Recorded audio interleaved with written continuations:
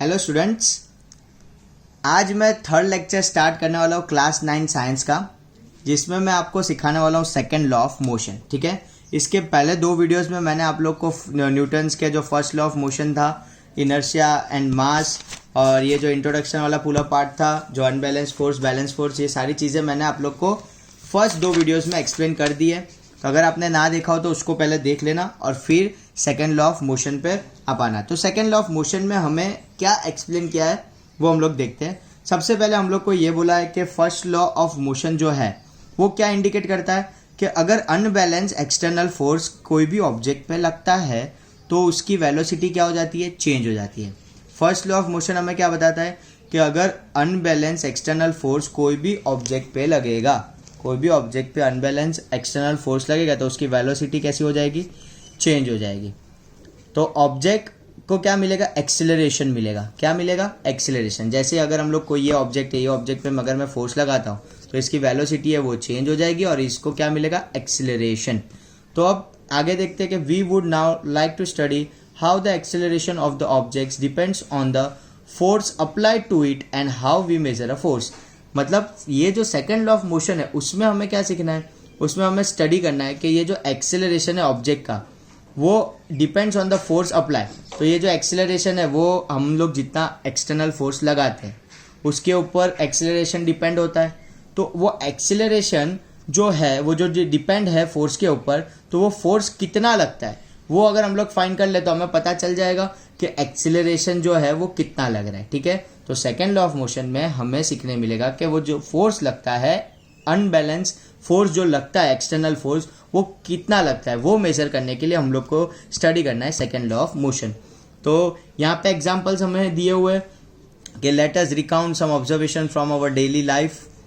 During the game of table tennis, if the ball hits a player it does not hurt him. On the other hand, when a fast moving cricket ball hits a spectator, it may hurt him.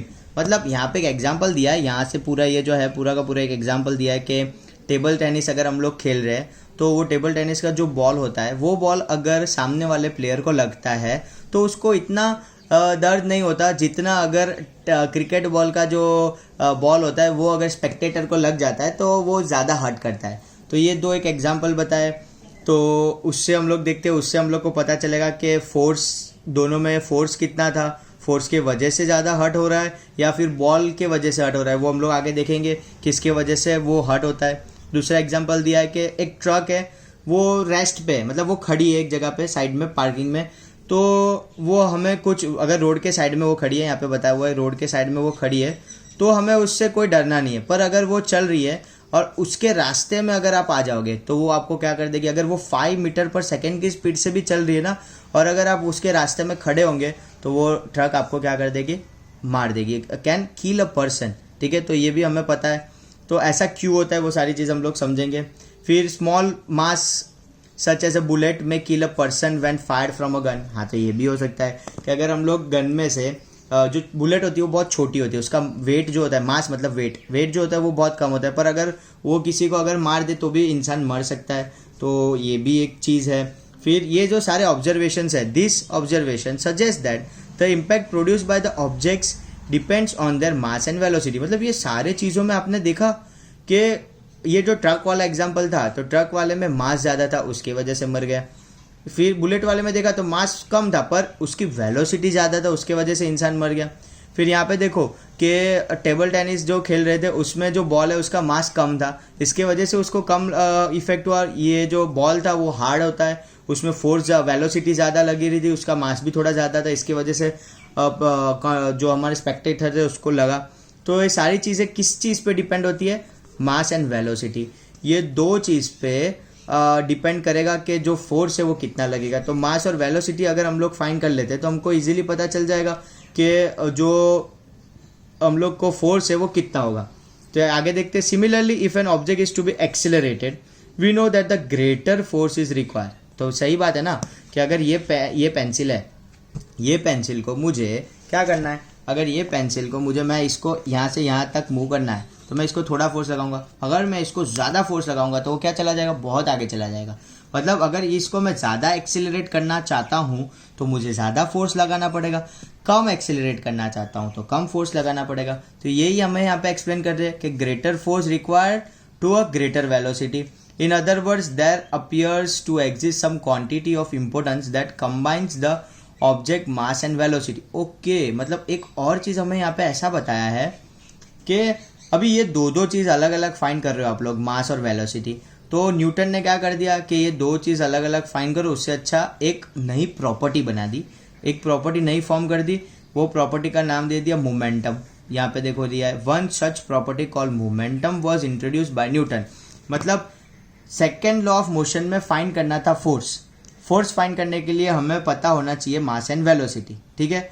Mass and velocity find करने के लिए हम लोग को Newton ने एक नई property बना दी, तो उससे हम लोग इजीली मास और वेलोसिटी को फाइंड कर सकते हैं। कैसे? तो वो प्रॉपर्टी का नाम उसने दे दिया मोमेंटम। अब मोमेंटम होता क्या है? तो मोमेंटम ये होता है कि momentum of an object is defined as the product of mass and velocity. मतलब प्रोडक्ट मतलब मल्टीप्लिकेशन। न्यूटन ने क्या बोला कि आप क्या करो कि जो हमारा मोमेंटम है, ये आप लोग नोटबुक में नोट डाउन कर लेना और याद रख लेना कि मोमेंटम जो होता है वो क्या होता है, मास इनटू वेलोसिटी। मतलब आपको क्या करना होता है कि जो भी हमारा मास और वेलोसिटी पे सारी चीज़ें डिपेंड करती थी, तो ये दोनों को आप मल्टीप्लाई कर दो तो आपको क्या मिल जाएगा, मोमेंटम मिल जाएगा। अगर आपको एक बार मोमेंटम मिल गया तो आप इजीली फाइंड कर सकते हो कि फोर्स कितना होगा। तो पहले न्यूटन ने क्या बोला कि जब भी आप कोई भी थियरी कर रहे हो, कोई भी प्रैक्टिकल कर रहे हो, तो उसमें आपको क्या फाइंड कर लेना है, सम कर रहे हो तो उसमें आपको क्या फाइंड कर लेना है, न्यूमेरिकल कर रहे हो तो मोमेंटम फाइंड कर लो, तो आपको इजीली फोर्स मिल जाएगा। तो देखो कैसे मिलेगा, क्या होता है, वो सारी चीज़ें हम लोग आगे देखते हैं। मोमेंटम क्या करता है, तो momentum has both direction and magnitude. Direction और मैग्नीट्यूड मतलब कि वेलोसिटी जो है, तो बुलेट कौन सी डायरेक्शन में जा रही है, ये वाली डायरेक्शन में, अपवर्ड डायरेक्शन में, डाउनवर्ड डायरेक्शन में। तो मोमेंटम के पास डायरेक्शन भी है कि वो बताएगा कौन सी डायरेक्शन में जा रही है, और मैग्नीट्यूड मतलब वो कितने मास का है, कितना वेट है, तो मैग्नीट्यूड भी बता सकता है, वेट भी बता सकता है। तो मोमेंटम जो होता है वो दोनों ही चीज़ शो कर सकते हैं। Its direction is same as the velocity. मैंने अभी बताया ना कि जो डायरेक्शन वेलोसिटी जो डायरेक्शन में जा रहा होता है वही डायरेक्शन मोमेंटम की भी होगी, ठीक है। तो ये पता चल गया। अब ऐसा यूनिट क्या होता है मोमेंटम का, तो ऐसा यूनिट क्या होता है स्टूडेंट्स, मैंने पहले ही आप लोग को बताया हुआ है कि ऐसा यूनिट कैसे फाइंड करते, एक बार और बता देता हूँ। यहाँ पे आप लोग देख सकते हो कि अगर हमको एग्जाम में पूछते हैं कि ऐसा यूनिट ऑफ मोमेंटम की अगर हमें मोमेंटम की ऐसा यूनिट अगर हमें फाइंड करने को बोला है, तो कैसे फाइंड करोगे आप लोग। तो आपको पहले मोमेंटम पता होना चाहिए क्या है, तो वो मैंने सिखा दिया। मोमेंटम जो है, मोमेंटम को पी से डिनोट किया जाता है, स्मॉल पी से, ठीक है। ये आप याद रख लो कि स्मॉल पी से मोमेंटम को डिनोट किया जाता है। और मोमेंटम जो होता है वो क्या होता है, मास इनटू वेलोसिटी, ठीक है। तो मास इनटू वेलोसिटी क्या हो जाएगा, मोमेंटम। तो अब मोमेंटम हमें पता चल गया कि मोमेंटम जो है वो मास इनटू वेलोसिटी है। तो यहाँ पे आप लोग देखो कि मास का जो यूनिट होता है वो फिक्स है, हमेशा मास कभी भी मेजर करते हो ना तो वो केजी में मेजर हुआ होता है। और वेलोसिटी जो है वो चैप्टर 8 में मैंने सिखाया था। वेलोसिटी क्या होता है, वेलोसिटी जो होता है वो हमारा क्या होगा, यहाँ पे हमें दिया हुआ है कि वेलोसिटी क्या होता है, मीटर पर सेकंड। पर मीटर पर सेकंड क्यों, क्योंकि वो होता है डिस्टेंस अपॉन टाइम। तो डिस्टेंस अपॉन टाइम का डिस्टेंस की यूनिट होती है मीटर और टाइम की यूनिट होती है सेकंड। तो यहाँ पे इसको यही लिख दो, मास की जगह पे केजी, फिर ये हो गया मीटर पर सेकंड। अब आप लोग के बुक में ऐसे भी आंसर लिखा होता है कि मोमेंटम की जो यूनिट होती है ना वो ऐसे भी लिखी जाती है कि यहाँ पे आप देख सकते हो केजी, मीटर और सेकंड के ऊपर ऐसे -1 लिखा होता है। तो स्टूडेंट्स ये क्यू होता है और ये दोनों का मतलब सेम ही होता है। देखो कैसे क्यू सेम होता है, क्योंकि ये जो सेकंड है ना उसके ऊपर 1 होता है, और ये जो सेकंड एक ही सेकंड है यहाँ पे, मीटर पर सेकंड। तो ये जो सेकंड है उसके ऊपर हमेशा सबके ऊपर 1 तो होता ही है, वो दिखता नहीं है, वो 1 ही है, तो वो उसका आंसर यही होता है। तो ये जो नीचे 1 है अगर उसको ऊपर ले आ जाते हो ना तो वो -1 हो जाता है। पर इसको अगर हम लोग रीड करते हैं, अगर आपको कोई भी टीचर या कोई भी पूछे मोमेंटम की यूनिट क्या होती है, तो आपको ऐसे बोलना है केजी मीटर पर सेकंड। इसको लिख दोनों ही फॉर्म में सकते हो, ऐसे भी लिख सकते हो केजी मीटर पर सेकंड और केजी मीटर पर सेकंड, ये भी सेम ही होता है, पर दोनों को स्पेल सेम किया जाता है। और ये दोनों ही एग्जाम में आप लिखोगे तो दोनों ही चीज़ राइट है, रॉन्ग एक भी नहीं है। मोमेंटम मतलब ये जो हमारा मोमेंटम है वो मास इंटू वेलोसिटी प्रोडक्ट, वो मैंने आपको सिखा दिया, उसकी यूनिट क्या हो गई, केजी मीटर पर सेकंड। इसको दोनों ही तरीके से आप लिख सकते हो। ओके स्टूडेंट्स, तो ये हो गया हमारा मोमेंटम वाला, ठीक है। तो अब हम लोग आगे देखते हैं कि ये हो गया मोमेंटम का, हमें पता चल गया कि ये जो होता है उसका यूनिट होता है. Since the application of unbalanced force brings the change in velocity of the object, it is therefore clear that a force also produce a change of momentum. मतलब एक चीज पता चल गई यहाँ से कि मोमेंटम में क्या होगा, मोमेंटम कब चेंज होगी, जब अनबैलेंस फोर्स लगेगा. क्योंकि मास एंड वेलोसिटी चेंज कब होती है, जब फोर्स लगता है. तो मास एंड वेलोसिटी से ही मोमेंटम बना हुआ है. तो मास और वेलोसिटी जो है वो एक्सटर्नल फोर्स लगता है, उसकी वजह से चेंज होती है. तो अगर ये दोनों एक्सटर्नल फोर्स की वजह से चेंज होता है तो मोमेंटम भी जो है वो फोर्स की वजह से चेंज होगा. तो हमेशा जहाँ पे भी फोर्स होगा तो वहाँ पे चेंज, या मोमेंटम में चेंज होगा तो फोर्स लगेगा. तो force is equals to change in momentum. आप ऐसा बोल सकते हो कि मोमेंटम में चेंज हो रहा है तो वहाँ पे क्या फॉर्म हो रहा है, तो फोर्स प्रोड्यूस हो रहा है. ऐसा याद रख लो कि force is also produce when there is a change in momentum. ये पॉइंट याद रख लो, इसको नोटबुक में नोट डाउन भी कर लेना. फिर चलो एक सिचुएशन है, ये सिचुएशन देख लेते हैं कौन सी सिचुएशन यहाँ पे गिवन है. Let us consider a situation in which a car with a dead battery is used to be pushed along a straight road to give it a speed of 1 meter per second, which is sufficient to start its engine. If 1 or 2 person give a sudden push to it, it is hardly start, but a continuous push over some time, a gradual acceleration of the car to this speed, it means that the change of momentum of the car is not only determined by the magnitude of the force but also by the time during which the force is exerted. It may then also be concluded that the force is necessary to change the momentum of an object depends on the time rate at which the momentum is changed. Okay मतलब ये जो पूरा example, ये जो पूरा मैंने read किया वो पूरे में समझाया क्या, वो मैं आपको इजी लैंग्वेज में समझा देता हूँ कि इसमें कार बंद हो गई है, कार बंद हो गई और कार को क्या करना है, धक्का मार के चालू करना है. तो क्या हुआ कि दो इंसान आ गए, दो इंसान ने कार को धक्का मारा पर चालू नहीं हुई गाड़ी. कि गाड़ी को स्पीड क्या चाहिए थी, 1 मीटर पर सेकेंड, 1 सेकेंड में 1 मीटर की उसको स्पीड चाहिए थी. दो गाड़ी ने धक्का तो मारा, गाड़ी आगे तो गई, पर जो स्पीड चाहिए थी, टाइम मतलब एक टाइम होता है, एक टाइम तक हम लोग को गाड़ी को धक्का मारना होता है. ऐसा नहीं कि थोड़ा धक्का मार दिया गाड़ी चालू हो गई. सब लोग ने देखा होगा, सबको इतना थोड़ा बहुत तो पता ही होगा कि कभी भी गाड़ी बंद हो जाती है ना तो उसको धक्का मारते हैं तो फिर वो बैटरी चार्ज हो जाती है, उससे गाड़ी चालू हो जाती है. पर ये चीज़, ये सिचुएशन में होता क्या है कि हम लोग को जो धक्का मारना होता है ना, मतलब फोर्स जो लगाना होता है ना, फोर्स कैसा लगाना होता है, कांस्टेंट लगाना होता है. मतलब टाइम के ऊपर लगाना होता है कि इतने टाइम रेट पे, कि इतने टाइम रेट में इतना फोर्स थोड़े टाइम तक लगेगा तभी ही गाड़ी चालू होगी. तो ये तो हमें पता चल गया कि मतलब टाइम भी इसके अंदर कुछ होता है. मतलब फोर्स जो है, मतलब मोमेंटम जो होता है, मोमेंटम किसके ऊपर डिपेंड होता है कि हम लोग अगर फोर्स खाली लगा रहे हैं, ऐसा नहीं कि फोर्स लगा रहे हो तो गाड़ी चालू ही हो जाएगी. फोर्स लगाना है पर थोड़े टाइम तक लगाना है. ऐसा नहीं थोड़ा हाथ लगा दिया, धक्का मार दिया, गाड़ी चालू हो गई, ऐसा नहीं होगा. आपको क्या करना पड़ेगा, एक फिक्स टाइम तक उसको क्या करना पड़ेगा, धक्का मारना पड़ेगा. तो आप लोग को ये जो पूरा पैराग्राफ है, ये पूरे पैराग्राफ में आपको ये भी पता चलेगा कि फोर्स जो मोमेंटम जो चेंज हो रहा था वो फोर्स के ऊपर डिपेंड था, और दूसरी चीज़ वो और एक चीज़ के ऊपर डिपेंड होता है. जो चेंज ऑफ मोमेंटम है वो किस पे डिपेंड होता है, depends on the time rate at which the momentum is change. मतलब एक दूसरा जो है वो टाइम रेट पे डिपेंड करता है, चेंज ऑफ मोमेंटम. ठीक है, तो मतलब जो इतना फोर्स लगता है, जितना हमें नेसेसरी फोर्स चाहिए, जितना टाइम रेट में, उतना अगर लगेगा तो ही गाड़ी स्टार्ट होगी. तो ये पूरी चीज़ आपको समझ में आ गई कि तो अब एक डेफिनेशन होता है कि सेकंड लॉ ऑफ मोशन का एक डेफिनेशन है जो आप लोग को लर्न करना है और एग्जाम में बहुत इंपॉर्टेंट है. ये हर बार पूछते ही है. इसको आपको एज इट इज़ जैसा दिया है वैसा आपको लर्न करना है और आपको नोटबुक में इसको लिख देना है. ठीक है, तो ये हो जाएगा हमारा सेकंड लॉ ऑफ मोशन का डेफिनेशन. देखो क्या है, मैं रीड करता हूँ.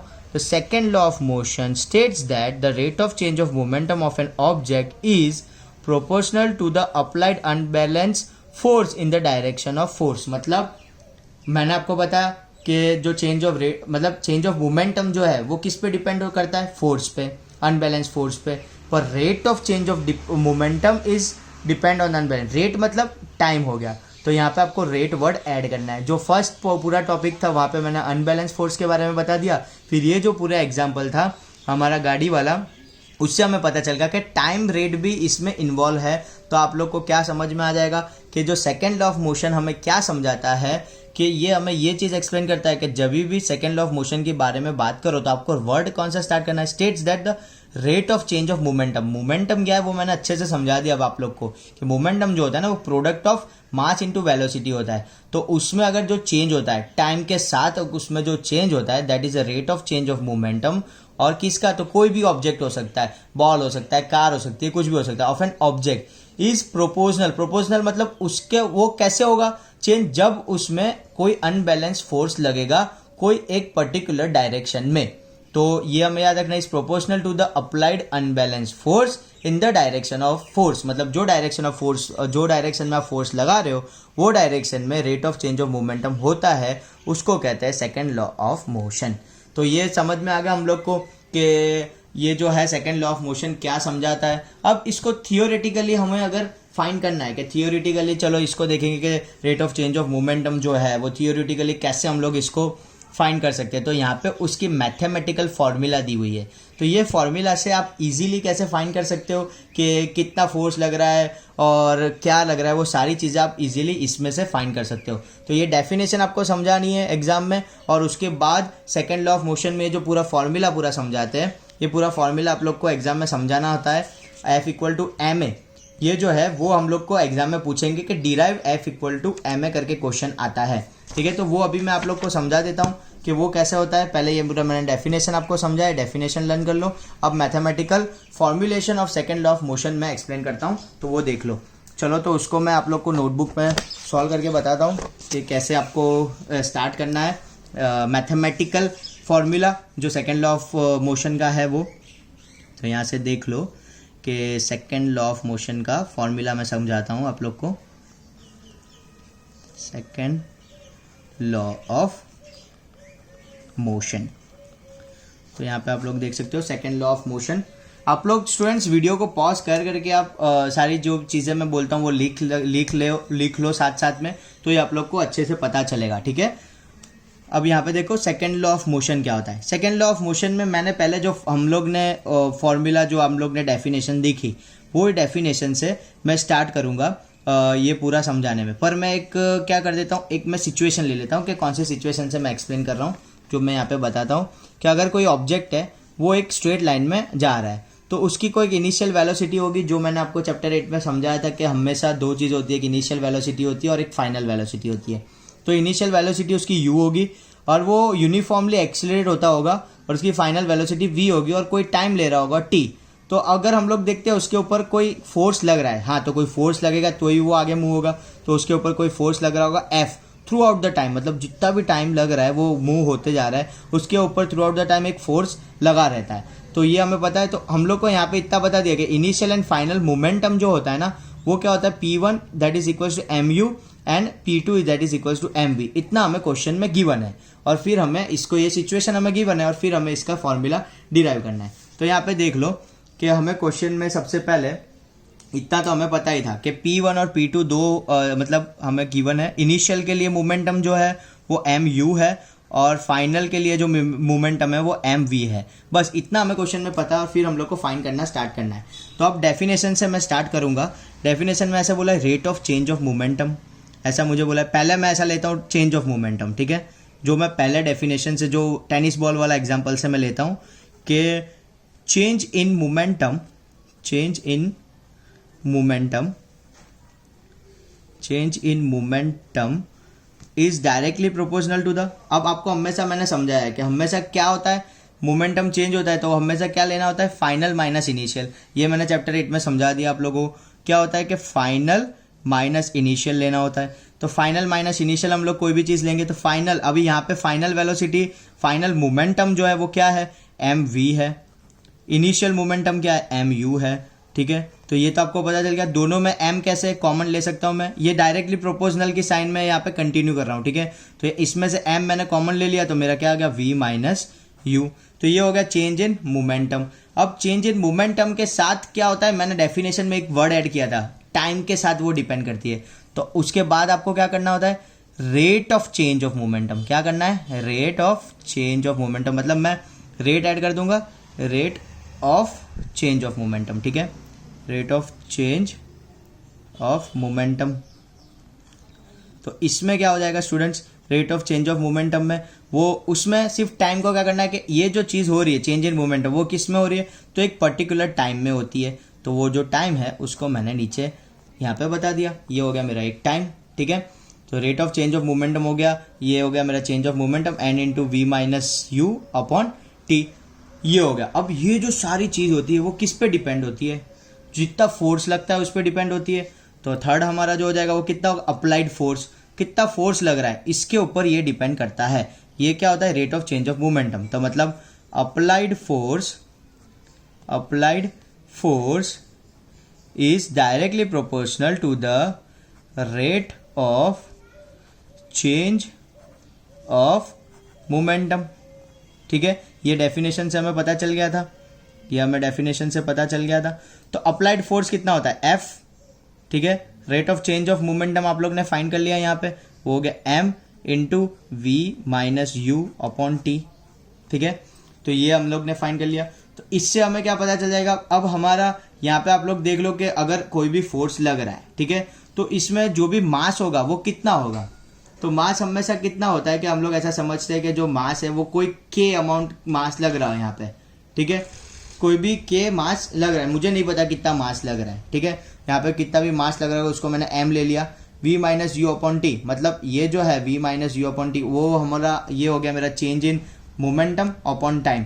तो मैंने एक चीज़ आप लोग को समझाई थी कि चैप्टर 8 में, मैं वो चीज़ को मैं फिर से यहाँ पे आपको समझा देता हूँ एक बार, कि change in momentum upon time जो होता है ना वो हमेशा क्या होता है, चेंज इन वेलोसिटी। यहाँ पे देखो वेलोसिटी का चेंज हो रहा है v माइनस यू, तो ये क्या होता है, change in velocity upon time.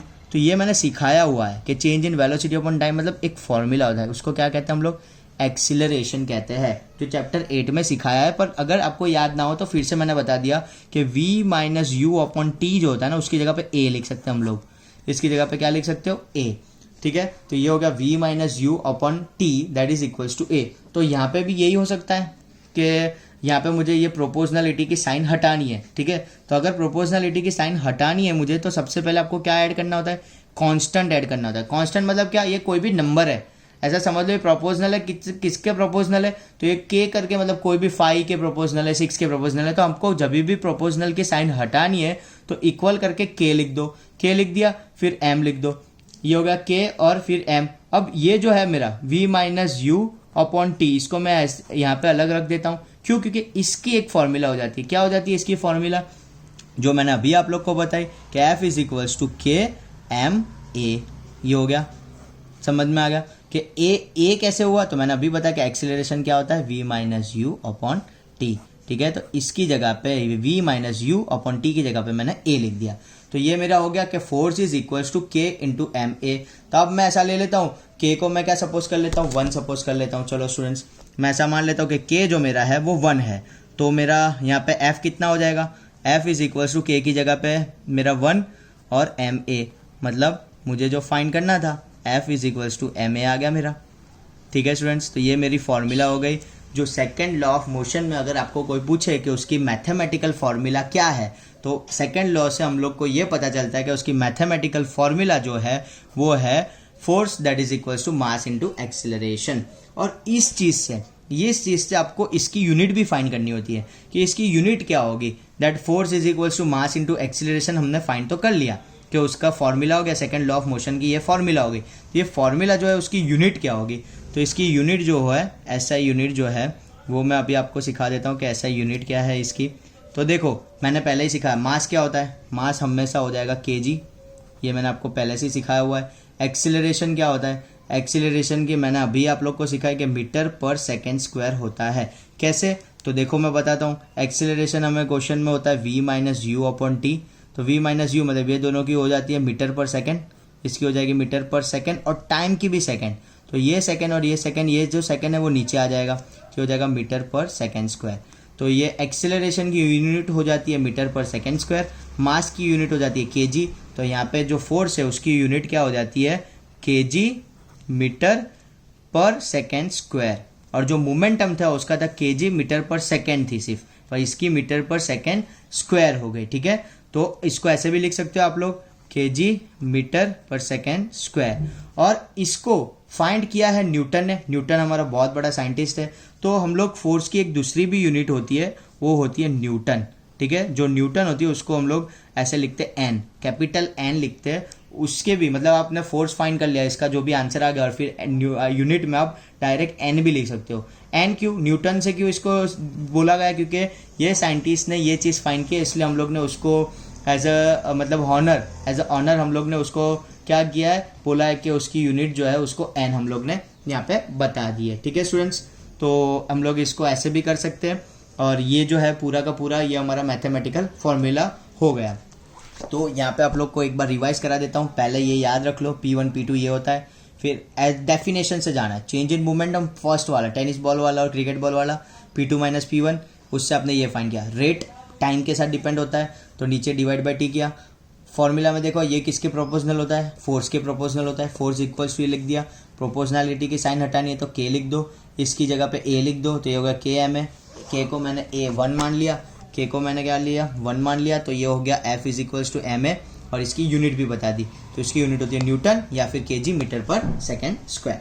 ठीक है, तो ये हो गया हमारा सेकेंड लॉ ऑफ मोशन। तो ये जो पूरा का पूरा है वो हमारा सेकेंड लॉ ऑफ मोशन मैंने पूरा आप लोग को एक्सप्लेन कर दिया। ऐसे आप लोग को मैथमेटिकली आपको पूछेंगे, और आपको सेकेंड लॉ ऑफ मोशन क्या है वो भी पूछेंगे, तो दोनों ही चीज़ अब आप लोग को समझ में आ जाएगी। और एग्जाम में जो है ना वो ऐसे क्वेश्चन हमेशा पूछे जाते हैं कि derive F equal to MA, ऐसा क्वेश्चन आपको बोलेंगे derive F equal to MA, ऐसे क्वेश्चन आएंगे आपको एग्जाम में कि F इक्वल टू MA को डिराइव कर दो। तो आपको क्या करना है मैं बता देता हूँ। पहले ये डेफिनेशन लिख देनी है, ये डेफिनेशन लिखने के बाद ये जो पूरा मैंने यहाँ पे पूरा अभी आपको पूरा समझाया, ये पूरा आपको एज इट इज़ पूरा का पूरा एक्सप्लेन कर देना है, और यहाँ पे एंडिंग में F इक्वल टू MA लिख के इसकी यूनिट लिख देनी है साथ में न्यूटन, बस दैट्स इट। तो हो गया आपका काम, ये क्वेश्चन भी हो गया आपका सॉल्व। ये मोस्ट इंपॉर्टेंट क्वेश्चन है, और ये सेकंड लॉ ऑफ मोशन भी बहुत इंपॉर्टेंट है। Okay, thank you students, bye.